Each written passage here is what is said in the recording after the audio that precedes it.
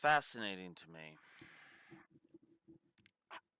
how much better this two-parter is in the sub. This is another example of an episode that in the dub I would have to strongly consider for rant view status, whereas in the sub it just is it's just crushed across the board. Every scene, it is like every scene is just better. Every aspect is just better in the sub, in my opinion.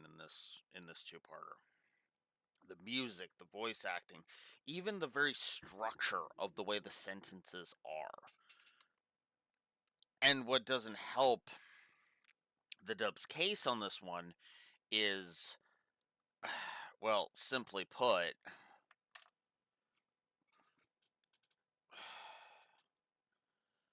the dub basically changes the flavor so much that it might as well be a different plot. And I'm not just talking about the censorship with Imelda's backstory.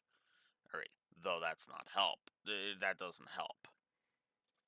I'm not just talking about the whole, you know, Mikey is captured versus,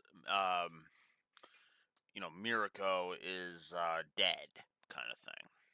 Because yes, this Alistair's brother is frickety dead is supposed to be the point. It is interesting though that the sub makes it crystal fucking clear why that Imelda's revenge is what's the word I'm looking for here?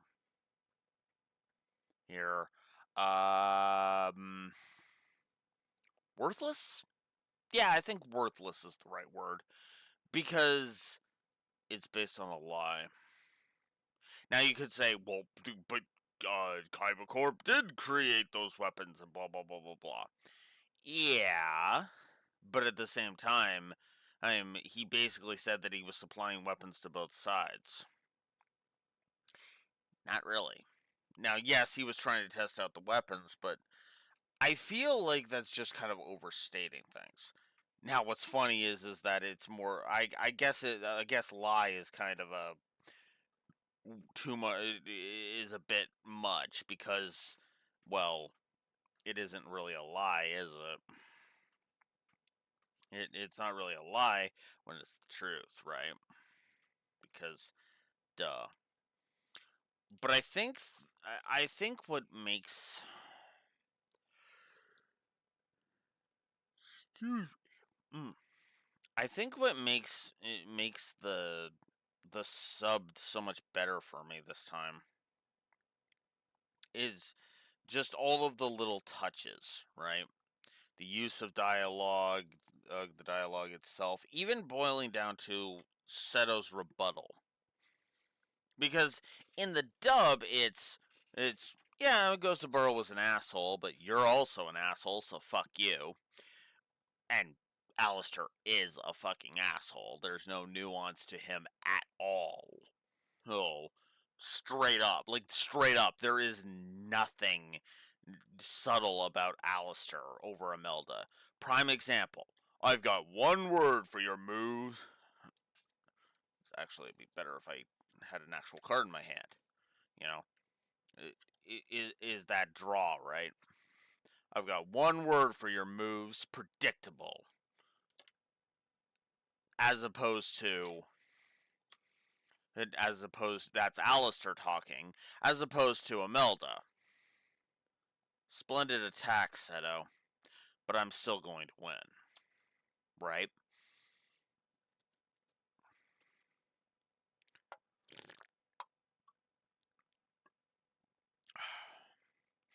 And yes, this is the episode where Kaiba transcends common sense.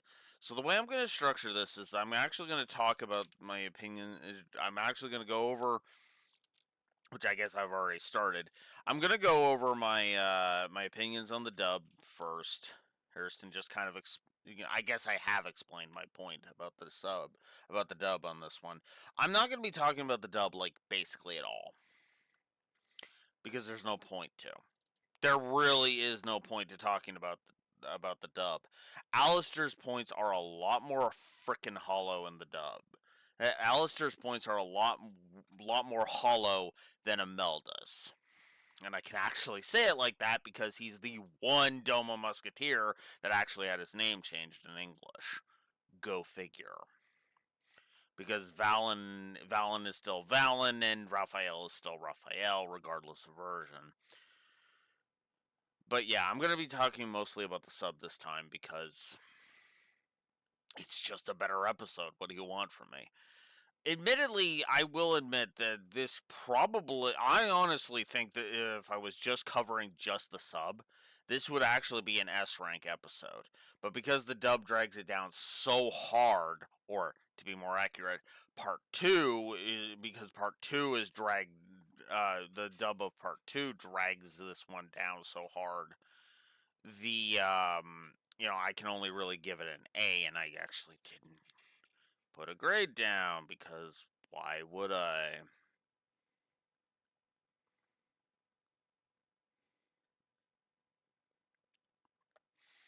Because, like I said, I'd be considering this for rant view if I was looking at just the dub, and it would be mostly for part 2, admittedly. Part 1 would be what would pull it out of rant view, by the way. If anything. But yeah, no, so Seto goes to deal with it. We have pointless cutaways to the gang and to Rex and Evil. In the sub, Tem shows concern for Yugi, because Yugi seems a little, he seems to be on edge, right? So he's basically making sure everything's all right. You all right, Ivo? That kind of thing. Point to keep in mind a point to keep in the back of your mind for another 4 weeks, by the way.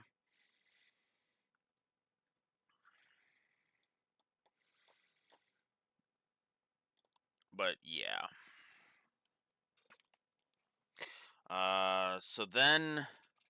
So they go and Seto basically makes an interesting accusation. Duel monsters are real, and that's your doing, isn't it?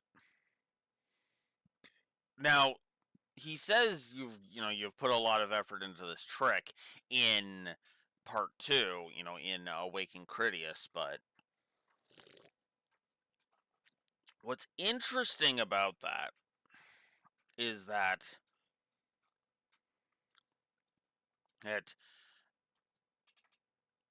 Seto does seem to at least have some understanding that magic is real at this point, which is good because that's kind of supposed to be the point of that whole thing, right? He's not supposed to be denying magic and mysticism anymore. Like I said, tech over magic, not magic doesn't exist.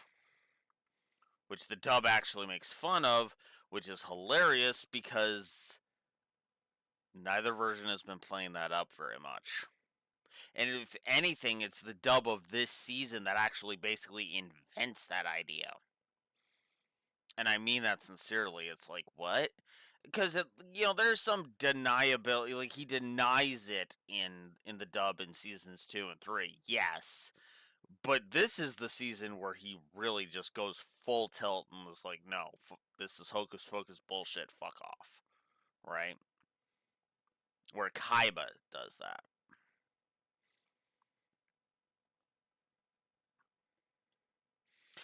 It's an interesting idea to think about.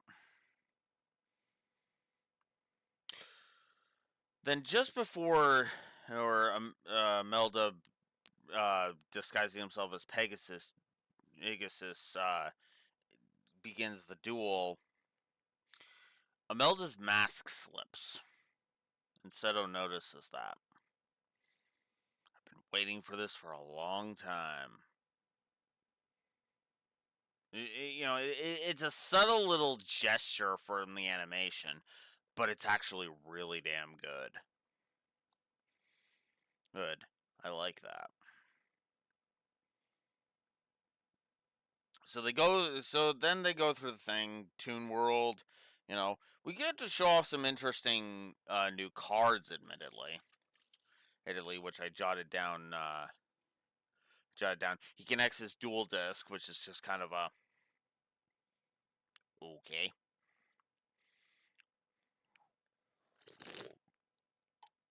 I can kind of believe that, actually, admittedly, because make it compatible with the dual arenas, but it's still kind of an eyebrow raise, if I'm honest.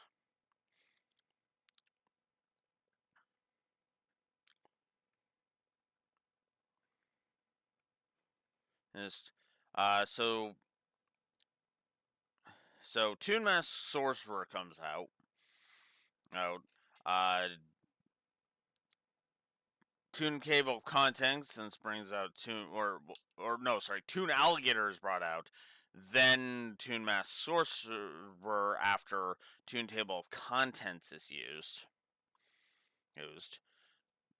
Then the trap card Toon Mask has when Blue Eyes is brought out, brings out Blue Eyes Toon Dragon, but that's what Seto was counting on because Charm of Lamentation, a continuous spell card that I'm pretty sure is anime exclusive, but it effectively lets him draw a card every time the tunes, which are invincible in battle in the anime, other than with other tunes is fails to be destroyed, so that's cool. So the Blue Eyes Toon Dragon's attack fails, so Imelda activates Toon Rollback, heck, which gives him another battle phase. But it does not let Blue Eyes Toon Dragon attack again. And so he sacks Blue Eyes Toon for Toon Dark Magician Girl because he hadn't normal summoned that turn. Blue Eyes attacks Toon Dark Magician Girl, but then that's when Kaiba draws a wing beat. Seto draws, excuse me, a wing beat of Giant Dragon, which clears the entire board. It's a heavy storm. That's why Charm of Lamentation disappears. Here's for you dub only watchers, because he literally says all of your spell and trap cards in the dub. So there's another fail right there. And then Melda just swaps out his deck when he reveals himself, which is just okay, cool, cool. One thing I will give it, two things I'll give it on the whole thing is negate attack is used, and it's a quick play spell card in the sub this time. Well, at least it's a quick play this time. you know. Excuse me. Ugh. But then Seto sees through the mask. Instead of, I'll take your silence as a forfeit like Kaiba does, no, Seto is like, yeah, you're not Pegasus. Pegasus is many things, but predictable is not one of them. And yes, I know that's a line from Kaiba. You're many things, Pegasus, but predictable isn't one of them. But but that's basically what Seto says too. It's like Pegasus is many things, but he's not this predictable. Come on. So then Imelda reveals himself, activates the Seal of Orichalcos, raising the stakes. And then in the next episode, after he brings out Gorlag, Balrog, basically, hey, uh, Kaiba basically asks, "What's your deal? What's the deal? Why are you so pissy at me?" And that's when he goes into his backstory. He's mad at Kaiba Corp because Kaiba Corp created machines for war, and because Darts basically told him a lie that the whole war was orchestrated by Gosaburo. Now, I say that it's a lie because of future knowledge. I'll just go ahead and be honest about that. But at the same time, it's like it is believable at this point because that's the kind of shit Gosaburo would do. But yeah. So Imelda's brother is killed. Then Seto does something very interesting. He flat out admits that yes, he has to carry on Gosaburo's sins. But the way that he's going to prove that his worthiness of doing that is through his dueling. Is your revenge the correct path, or is my building the future upon the past the correct path? We'll answer that in a duel. I like that, for the record. The symbolism on display. You also notice that this duel ends in a draw, by the way, which means neither path is seen as fully correct. Even though Alistair will basically be a complete paint thinner guzzling dipshit when he describes this duel later. I kicked your ass last time. That's how I remember it. Then why does Seto still have his soul? Moron.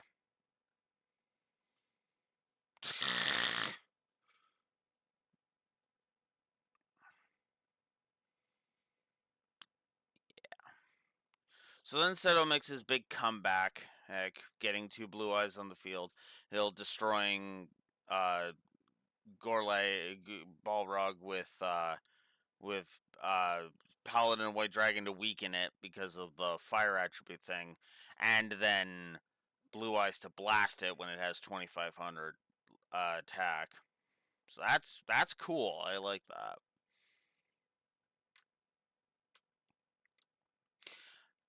Like I said, Imelda calls that a splendid attack.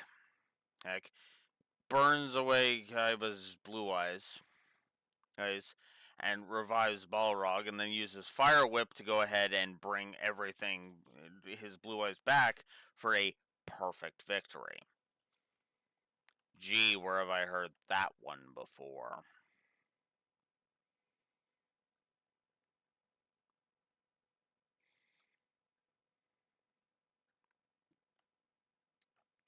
So then Seto's out of options, and that's when he gets the Criteas vision, which is way better in the sub because he basically looks at it like wait, why do I know who you are, Criteas?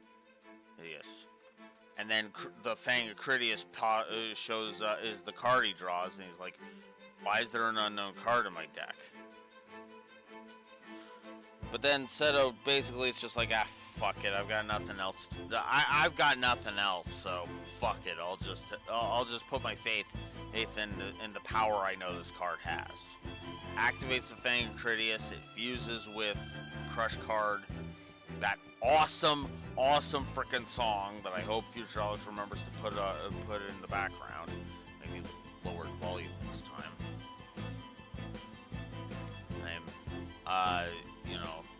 Comes in. I transcend what can be done. Right. In some subtitles translate that as I have transcended common sense, but the point still remains. It's like what is commonly known to be able to be done. Yeah, I'm transcending that by fusing a monster with a trap card. Yeah. Doom Virus Dragon shows up, destroys everything. Cool. Unfortunately, Contagion of Madness forces a draw. Imelda swears that he will have his revenge. And swears that he will have his revenge. Revenge. The most worthless of causes.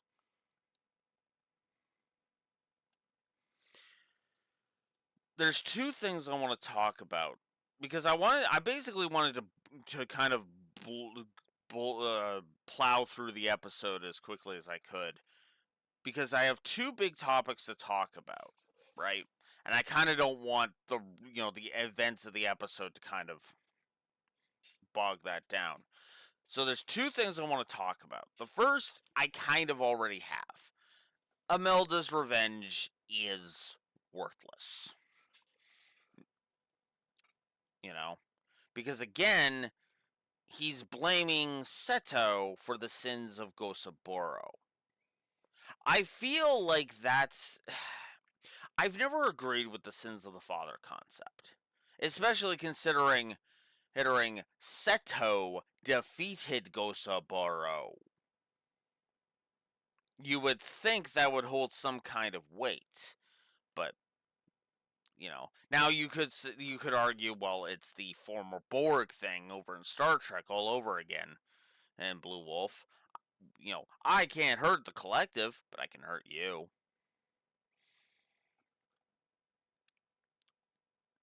Which makes sense, but it's still. I still find that to be just irritating. But it is human nature, and it makes perfect sense. Especially for somebody like Imelda, who has already lost. Though, admittedly, he just sucks. Sucks Dart's cock a little too fast, in my opinion, because, again, revenge is all he's got. Which is another reason why I say revenge is the most worthless of causes. Because it is, you know?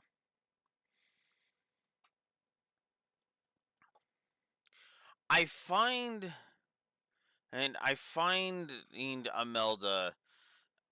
I find the debate fascinating mostly from Seto's perspective, though, because Imelda is just wah, wah, wah, wah, wah, wah, wah, sins of the father, sins of the father, sins of the father. I'm a whiny douche. Well, I shouldn't say it like that. I've been hurt and I'm angry at the world because fuck the world and yada yada yada yada, right? And in the dub, I'm a complete fucking asshole who doesn't know how to fucking who doesn't know how to be anything other than a fucking prick.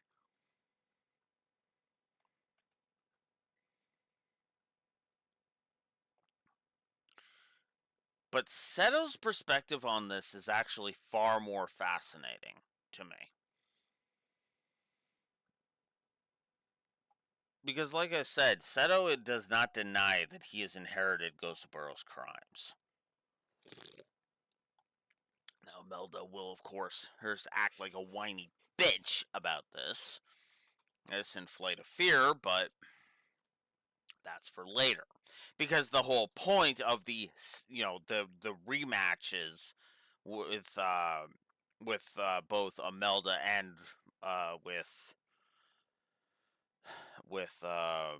Raphael, who we haven't even fought once yet, is supposed to be.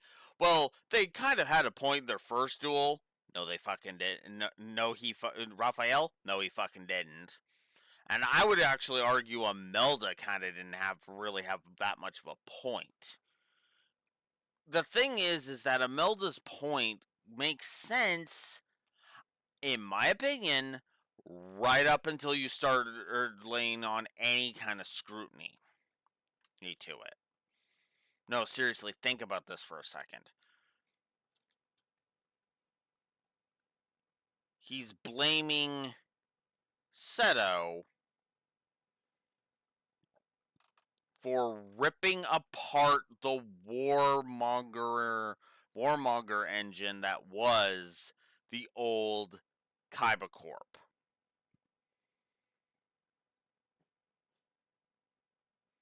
That's like trying to say that would be like if EA was being run by somebody who dethroned a freaking weapons manufacturer to create EA. But no, the CEO should still die because he took over a company and basically ripped out the fucking guts. It's the ship of Theseus concept all over again. Because to be blunt, and this is admittedly where we get into the realm of opinion, the Kaiba Corp run by Seto is is a completely different company than the Kaiba Corp that was run by Gosaboro. Period. And if Imelda wasn't so up his own ass with this whole revenge thing, well, he'd see that. But he's up his own ass with thoughts of revenge, ergo, he's got nothing. He's got nothing. He has absolutely nothing.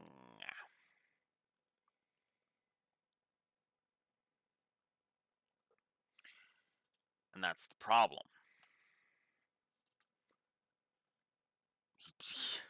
Like I said, he's got nothing. Nothing. When you really sit back and put all of his crap under a fine-tooth comb, his actions are understandable, but that doesn't make them right. He is wrong, despite his proclamations of "I'm in the right," because he's not seeing the bigger picture. Again, as I said, the Kaiba Corp of today is not the same Kaiba Corp that was there yesterday. To stretch the metaphor a little bit.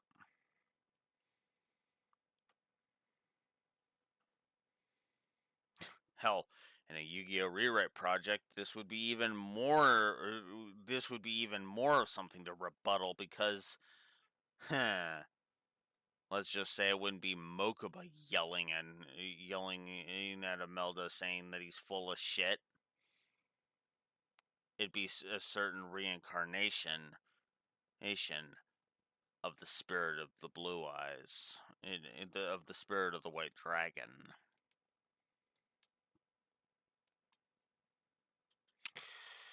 But that is neither here nor there.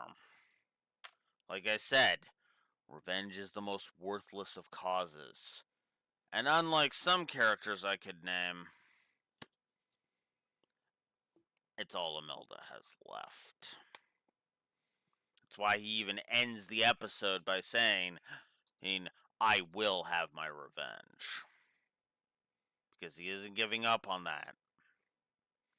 He's doubling down on it. Poor idiot.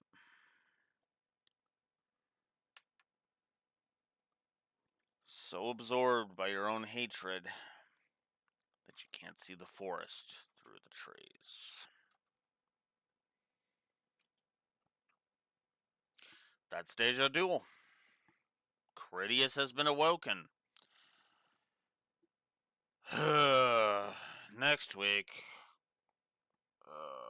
Okay, so the dub basically made it so that it's. I've always mentally thought of the next episode and the 3-parter after it as a 4-parter. I promised myself I wasn't going to treat it as one big thing. Because of course I'm not. But next week we basically have to enter rant mode and discuss why. Well, actually, we don't really got to discuss it next week, do we? Whatever. Either next week or the week after, we have to discuss why my being turned to the dark side was the stupidest thing that the writers could have done. And here's the hilarious part.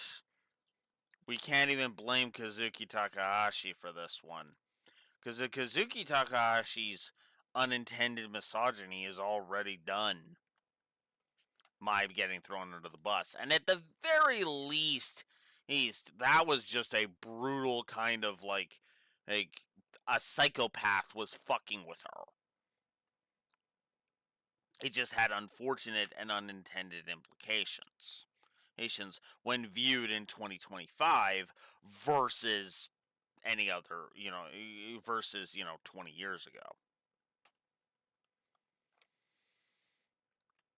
But yeah, we got to talk about why turning Mai to the dark side was fucking stupid. Should have taken a page out of Stills' book on that one. And my should have taken a page out of out of Estelle's book. When a homicidal douchebag tells you join the dark side, we have cookies. He's you take the plate, you take the plate of cookies, and you smash it over his fucking head like a sane person.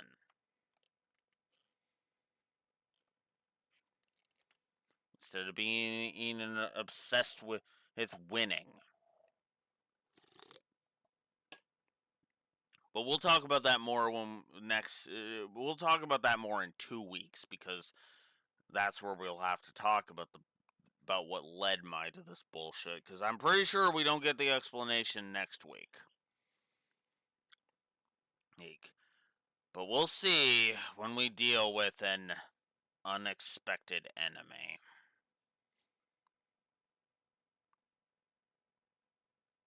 Blue Wolf, Alex, the Lure Walker signing out. Have a good one. Duel stand by.